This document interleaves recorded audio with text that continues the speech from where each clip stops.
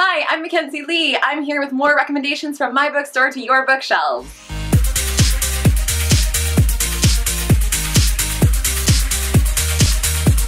So hi, it's summer. It's really hot here and I hate the summer, but I do love summer movies. I love summer blockbusters. I love that they're usually pretty fun and big and don't take themselves too seriously. And in general, I just like having fun when I go to the movies. So today I'm going to recommend to you some YA novels that you might like to read based on your favorite summer blockbuster.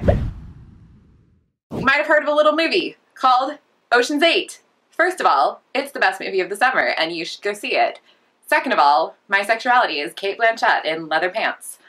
Third of all, it's a great heist movie. It's like a caper about these women who are all teaming up to break into the Met Ball and steal these diamonds from Anne Hathaway, and everybody in it is amazing, and you should definitely see it because it's just lots of fun. So if you like Ocean's 8, I have another heisty YA novel to recommend to you. My heisty YA recommendation is Elusive by Emily Lloyd-Jones. This book is super underrated. I don't know why everybody doesn't read this book. It's set in the near future. There was a virus that was spreading across the planet killing people, and they developed a vaccine, because that's what you do when there's a virus spreading across the planet killing people.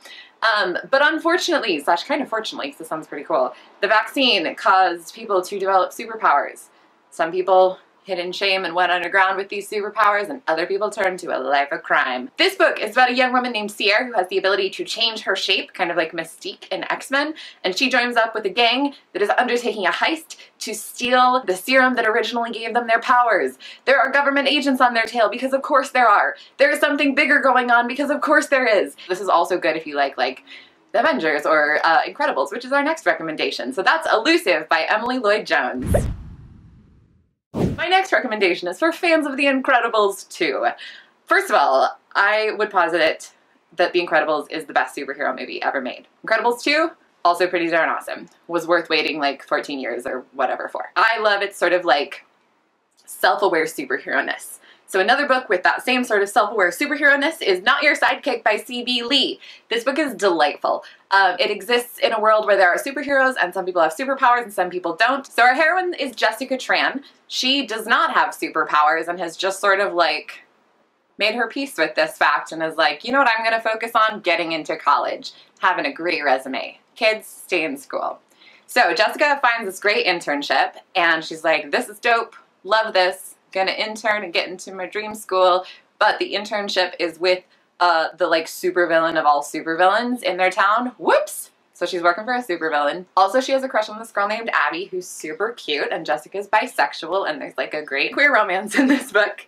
And also there's like, it's very like superhero-y in terms of it knows its genre, it's playing around in that genre, and it's just like a whole lot of fun. This book is really fun and I really, really love it. That's Not Your Sidekick by C.B. Lee for fans of The Incredibles. Our next book is for fans of Jurassic World.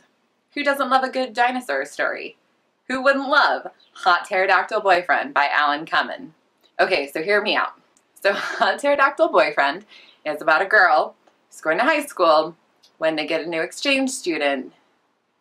He's a pterodactyl. It's really weird and very self-aware, but like you have to have a really high tolerance for this sort of like satire winking at the camera metafiction. I really liked it and thought it was super weird and funny, and sometimes you just want to read something that's so out there and also has dinosaurs. Guys, there's not enough YA with dinosaurs. Somebody please go write like a YA dinosaur book. So that's Hot Pterodactyl Boyfriend by Alan Cumming. Da, da, da, da, da, da, da, da, da. Who didn't love Solo? Solo was really good, and Donald Glover is just like killing it all the time, and I really liked it. It's like also kind of heisty and fun, and it's Star Wars, man. You guys know I love Star Wars. So if you loved Solo, a great book to check out is EXO by Fonda Lee. I just don't get why everybody doesn't love Fonda Lee's books as much as I do. I feel like sometimes I'm just an evangelist for Fonda Lee, and I'm really okay with that because she writes so much kick-ass stuff. So, EXO is about a near future, I think it's 100 years in the future, where Earth has been colonized by an alien race. It's been kind of okay, actually. Like, we've had peace, everything's fine. Our hero's name is Donovan. He's the son of this, like, very top-tier guy in the government. He has a lot of privilege because he's a dude and because he's rich, and also because he's got this cool, like, skeleton weapon thing that's molded onto his skin. But some people are not crazy about alien colonization, and they decide to take Donovan hostage as, like, a bargaining chip. But too bad his dad is like, we don't negotiate with terrorists, even for my own son. So Donovan is in a tricky situation, and also maybe there's gonna be a war again. So if you like sci-fi adventure that's just like really, really awesome, read everything by Fonda Lee, but especially EXO by Fonda Lee, and also its sequel, Crossfire, also by Fonda Lee. I'm gonna say her name one more time just so you remember it and read all her books. Fonda Lee, she's so good. So the next one is very self-serving because it's not actually a big summer blockbuster, but it is the summer blockbuster of my heart, which is Mary Shelley. That's what it's called. It's about Mary Shelley. As you all know, I love Mary Shelley. If you like the Mary Shelley movie and would like to learn more about Mary Shelley / also kind of hold it up to see what was true and what was fictionalized, there's a book called Mary's Monsters by Lita Judge that just came out, and it's wonderful. This is a novel in verse, so if you, like me, are trying to increase the types of books you read and read outside your comfort zone, this is a great place to start because not a lot of us read as much verse as we should.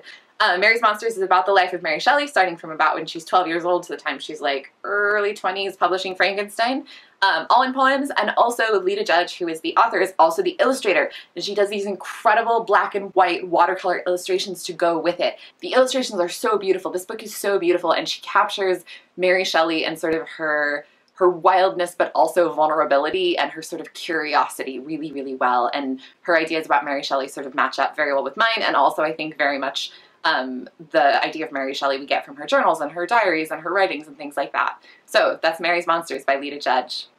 Monster, singular, Mary's Monster. So the last movie you might have seen this summer is Adrift, which has Hazel Grace Lancaster and Finnick stuck on a boat in the ocean and they're trying to survive. These previews stress me out unbelievably. Anything about survival, like, stresses me out. A book that is also a really, really good survival story that you may love is a book called The Distance Between Lost and Found by Catherine Holmes. I read this book a while ago because Catherine and I debuted in the same year, and so I read it as part of like the debut group ARC tour, and I still think about this book not infrequently. It's about a girl named Hallelujah who is a very religious human, and religion's a big part of her life, and then she gets sexually assaulted by the son of the preacher, and nobody will do anything because he's the son of the preacher, and everything she thought she knew about faith and community starts to kind of fall into a weird gray place that is uncomfortable for her. So she goes to a summer camp for Christian kids, and she gets separated from her group while hiking with these two other kids, and they are lost in the woods.